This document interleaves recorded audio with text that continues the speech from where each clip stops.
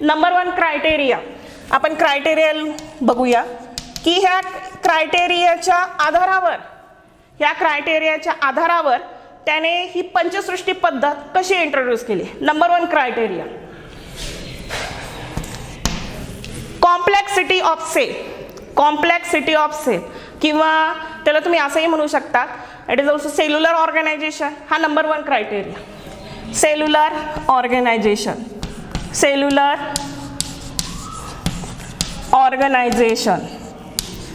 Okay, cellular organisation.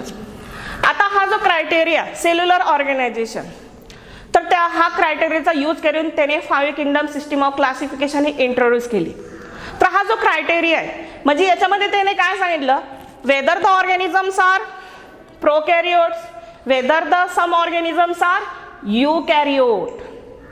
बघा मी काय सांगते, त्याने हा जो पहिला जो क्रायटेरिया केला त्याला असं दिसून आलं की whether the organisms are prokaryotes and whether the organisms are eukaryote. काही प्रोकॅरियोट्स आहे, काही यूकॅरियोट्स आहे. प्रोकॅरियोट्स म्हणजे firstly form primitive type of nucleus. Prokaryotes सगळ्यात आधी उदयास आलेले prokaryotes, firstly form prokaryotes and whether the some organisms are eukaryotes. Eukaryotic organism तुम्हाला त्या ठिकाणी हे पाहायला भेटते. हा नंबर 1 त्यांनी क्रायटेरिया यूज केला. सेकंड क्रायटेरिया त्यांनी काय यूज केला, बॉडी ऑर्गनायझेशन. Body organisation.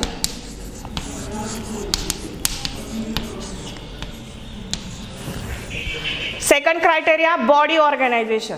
आता बॉडी ऑर्गनायझेशन मध्ये हा जो क्रायटेरिया यूज करून त्याने काय सांगितलं, whether the some organisms are unicellular, whether the some organisms are unicellular and whether the some organisms are multicellular. हा सेकंड क्रायटेरिया यूज केला. त्याच्यानंतर थर्ड क्रायटेरिया कोणता यूज केला, न्यूट्रिशन.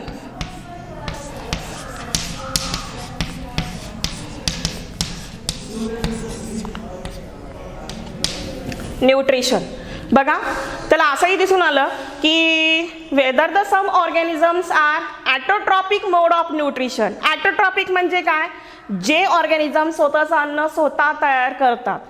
म्हणजेच काय की those organism which can they are prepare own food material. जे organism स्वतःचं अन्न स्वतः तयार करतात त्यांना ॲटोट्रॉपिक, स्वयंपोषी, आपण मराठीत त्याला काय म्हणतो, स्वयंपोषी असे म्हणतो. म्हणजे whether the some organisms are autotrophic and whether the some organisms are heterotrophic. हे लक्षात ठेवायचं. हा क्रायटेरिया यूज करून त्याने 5 किंगडम सिस्टीम ऑफ क्लासिफिकेशन ही इंट्रोड्यूस केलेली आहे. बघा ॲटोट्रॉपिक जे स्वतःचं अन्न स्वतः तयार करतात, whether the those organism which can they are prepare own food material त्यांना ॲटोट्रॉप्स असे म्हणतात. आणि हेटेरोट्रॉप्स म्हणजे काय, those organism which can B depend of the plants, जे प्लांटवर डिपेंड राहतात किंवा अदर ऑर्गॅनिझम्सवर डिपेंड राहतात त्यांना हेटेरोट्रॉप्स असं म्हटलं जातं. म्हणजे ह्या क्रायटेरियाचा यूज करून त्याने 5 किंगडम सिस्टीम ऑफ क्लासिफिकेशन ही इंट्रोड्यूस केली. त्याच्यानंतर next criteria lifestyle.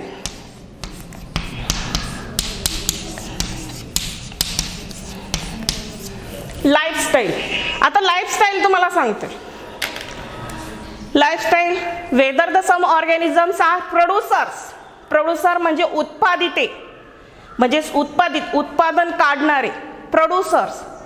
Some organisms are consumer, त्या उत्पादितवर आपले जीवन भागवणारे कंझ्युमर्स. त्याच्यानंतर थर्ड डिकम्पोजर्स. डिकम्पोजर्स म्हणजे जे डिकेइंग ऑर्गॅनिक मॅटरवर आहे त्याच्यावर ते डिपेंड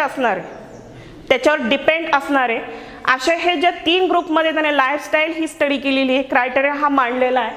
तर याच्यामध्ये 4चा जो लाईफस्टाईल मी पहिला सांगितला, प्रोड्युसर म्हणजे उत्पादिते, जे स्वतःचं अन्न स्वतः तयार करतात. For example plants. त्याच्यामध्ये काय लिहायचं आहे, plants, diatoms, these are the examples of producers. Okay. त्याच्यानंतर लाईफस्टाईलमध्ये दुसरं मी सांगितलं कंझ्युमर्स. कंझ्युमर्स म्हणजे त्याच्यामध्ये आपण मोडतो बघा, human being, some animals, some organisms, these are the consumer. म्हणजे आपण प्लांटवर अवलंबून राहतो. आपले जे न्यूट्रिशन आहे सर्व प्लांटवर, त्यांच्यापासून आपण अन्न गोळा करतो, अन्न त्यांच्यापासून पुरवठा करतो. तर यांना काय म्हणतात, म्हणजे आपण दुसऱ्यांवर डिपेंड राहतो. कंझ्युमर्स, त्यांना काय म्हणायचं, कंझ्युमर्स असे म्हणायचं. ओके. त्याच्यानंतर डिकम्पोजर्स, तिसरी जी मी लाईफस्टाईल सांगितली तुम्हाला, डिकम्पोजर्स. आता डिकम्पोजर्स म्हणजे त्याच्यामध्ये एक्झाम्पल सांगते, फंगाय झालं, कवक झालं. आता हे काय असतात, दे कॅन बी, त्यांच्यामध्ये ॲब्सॉर्प्शन ही एक मोड ऑफ न्यूट्रिशन म्हणून तुम्हाला ही पाहायला भेटेल.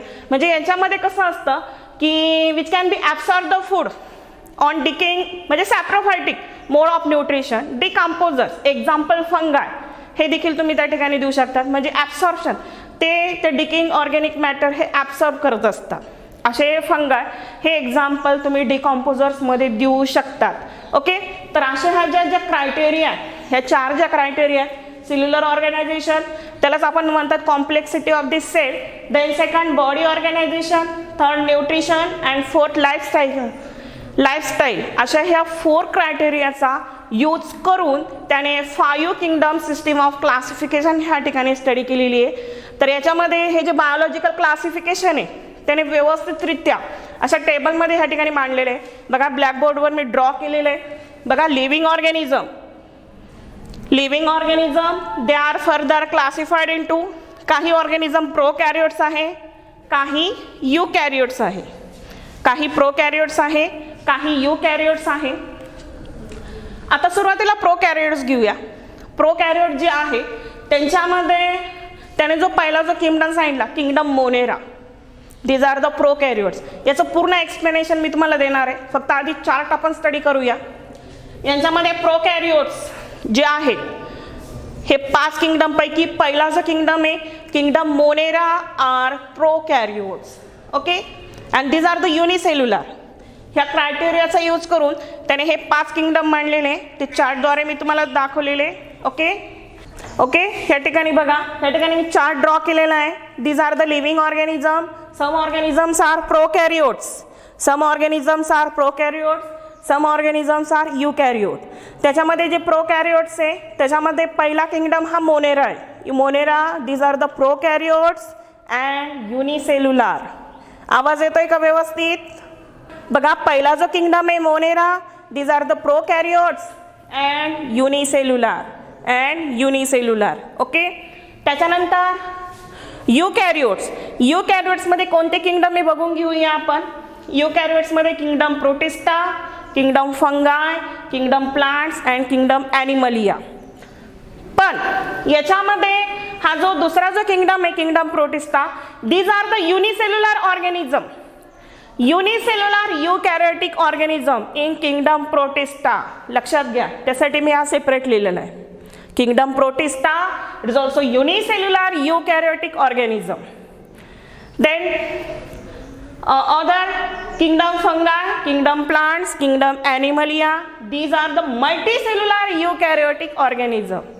नंतर जे उरलेले जे 3 किंगडम आहे, kingdom fungi, then kingdom plants and kingdom animalia, हे जे 3 किंगडम आहे, these are the multicellular eukaryotic organism. Okay.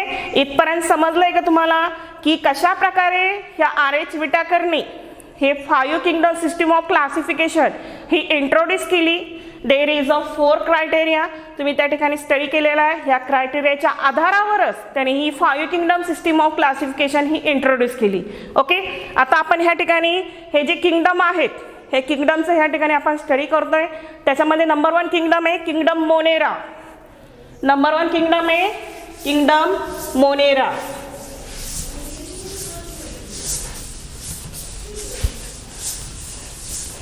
सांगा मला किंगडम मोनेराचे कॅरेक्टरिस्टिक्स फीचर सांगा. आठवत आहे का? किंगडम मोनेरा आपण त्याला मराठीत काय म्हणतो? आदिकेंद्रिकी. काय म्हणतो आपण त्याला मराठीत? आदिकेंद्रिकी. बघा पहिला किंगडम ह्या ठिकाणी मी स्टडी करते, kingdom Monera. Kingdom Monera, kingdom Monera. आता हा जो किंगडम मोनेरा आहे त्याला आपण मराठीत आदिकेंद्रिकी असे म्हणतो. आता याच्याबद्दल जी कॅरेक्टरिस्टिक्स फीचर्स आहे ते मी तुम्हाला व्यवस्थित सांगते. किंगडम मोनेरामध्ये जेवढे लिव्हिंग ऑर्गॅनिझम आहेत, किंगडम मोनेरामध्ये जेवढे लिव्हिंग ऑर्गॅनिझम जे आहेत, ऑल ऑर्गॅनिझम आर मायक्रोस्कोपिक. कसे ते? All organisms are microscopic. Then second characteristics features, in kingdom monera मध्ये all organisms are microscopic. Then second one, all organisms are prokaryotes. म्हणजेच काय? Pro म्हणजे फर्स्ट फॉर्म, कॅरियॉन म्हणजे nucleus. First form nucleus म्हणजे nucleus is also well develop. त्यालाच काय म्हणतात? न्यूक्लिओइड. काय म्हटलं जातं त्याला? न्यूक्लिओइड असं म्हटलं जातं. म्हणजे याच्यामध्ये प्रिमिटिव्ह टाईप ऑफ न्यूक्लियस तुम्हाला पाहायला भेटेल. प्रिमिटिव्ह टाईप ऑफ न्यूक्लियस म्हणजे only DNA it is also present. जे न्यूक्लियसचं जे स्ट्रक्चर असतं it is also poorly develop. याच्यामध्ये without nuclear envelope, without nuclear membrane त्या ठिकाणी तुम्हाला पाहायला भेटेल. Only and only DNA it is also present. In न्यूक्लियसमध्ये not it is also present histone and protein हे काही प्रेझेंट नसतं. म्हणजे याच्यामध्ये primitive type of nucleus. All organisms are microscopic. बघा कॅरेक्टर लक्षात घ्या. काय सांगते मी? ऑल ऑर्गॅनिझम्स आर मायक्रोस्कोपिक, प्रोकॅरियोटिक म्हणजेच काय? प्रिमिटिव्ह टाईप ऑफ न्यूक्लियस तुम्हाला ह्या ठिकाणी पाहायला भेटेल. First form nucleus, only DNA is also present.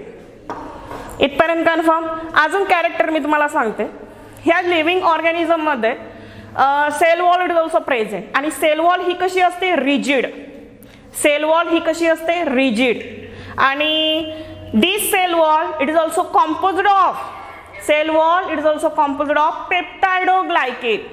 Sale wall is composed of पेप्टाइडोग्लायकेन.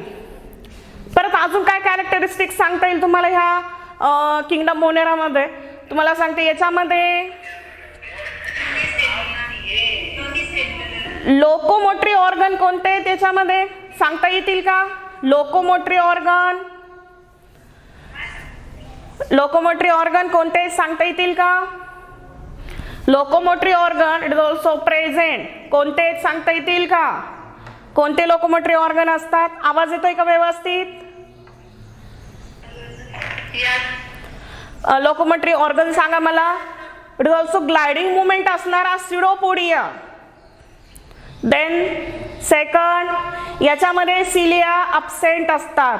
काही ऑर्गॅनिझम्स हे मोटाइल्स आहेत, काही ऑर्गॅनिझम्स हे कसे आहेत? Non motile. बघा नेक्स्ट कॅरेक्टर मी तुम्हाला सांगते.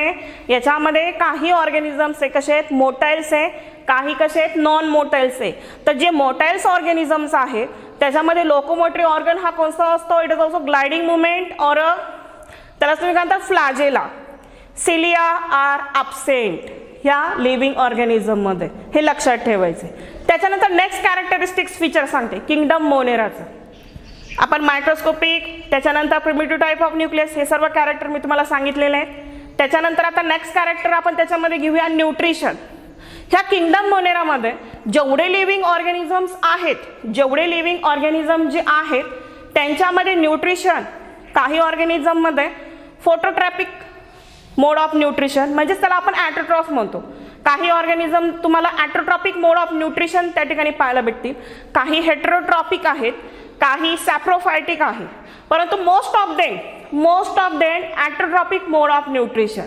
याच्यामध्ये काही फोटो ॲटोट्रॉप्स आहेत, याच्यामध्ये काही फोटो ॲटोट्रॉप्स आहेत. फोटो ॲटोट्रॉप्स म्हणजे काय? These are those organism which can their prepare own food material. त्याच्यामध्ये एक्झाम्पल सांगते मी तुम्हाला. सायनोबॅक्टेरिया, ग्रीन सल्फर बॅक्टेरिया, हे सर्व जे बॅक्टेरिया आहेत, थायोबॅसिलस वगैरे, किंवा केमो ॲटोट्रॉप्स, फोटो ॲटोट्रॉप्स आणि केमो ॲटोट्रॉप्स. एक्झाम्पल ऑसिलोटोरिया. अशी बरीचशी एक्झाम्पल तुम्ही किंगडम मोनेरामध्ये देऊ शकता. मी तुम्हाला डायग्रामद्वारे ते मी तुम्हाला दाखवणारच आहे. फक्त आधी सुरुवातीला मी त्याचे जे कॅरेक्टर्स आहे ते आपण ह्या ठिकाणी स्टडी करतोय. त्याच्यानंतर नेक्स्ट कॅरेक्टर, लास्टचं कॅरेक्टर मी तुम्हाला सांगते. आता रिप्रोडक्शन. ह्या किंगडम मोनेरामध्ये जे रिप्रोडक्शन जे आहे यांच्यामध्ये reproduction only and only asexual reproduction हे तुम्हाला पाहायला भेटेल. म्हणजे असेक्शुअल रिप्रोडक्शन म्हणजे कोणते? Without mixing of this gametes, without mixing of gamete, त्यालाच आपण ॲपोमिक्सिस असे म्हणतो. दिस आर द युनिपॅरेंटल, म्हणजे ह्या ठिकाणी asexual reproduction does also takes place in this kingdom Monera. तर याच्यामध्ये असेक्शुअल रिप्रोडक्शनची कोणती प्रक्रिया? बडिंग झालं और बायनरी फिजन झालं. These are the asexual reproduction takes place in a living organism of this kingdom monera. Kingdom monera मध्ये तुम्हाला पाहायला भेटेल. मग तुम्ही म्हणता मॅडम सेक्शुअल रिप्रोडक्शन किंवा mitosis meiosis in this kingdom monera मध्ये टोटली ॲब्सेंट. किंगडम मोनेरा मध्ये sexual reproduction, mitosis meiosis totally absent. Only and only asexual reproduction मधली budding and binary fission it also takes place in a kingdom Monera. तर आता त्याच्यामधले example सांगते मी तुम्हाला. Example सांगते याच्यामध्ये एक्झाम्पल नॉस्टॉक घ्या, ॲनाबेना घ्या, ऑसिलोटोरिया घ्या आणि बॅक्टेरिया घ्या. बरेचशी एक्झाम्पल तुम्ही त्या ठिकाणी लिहू शकता.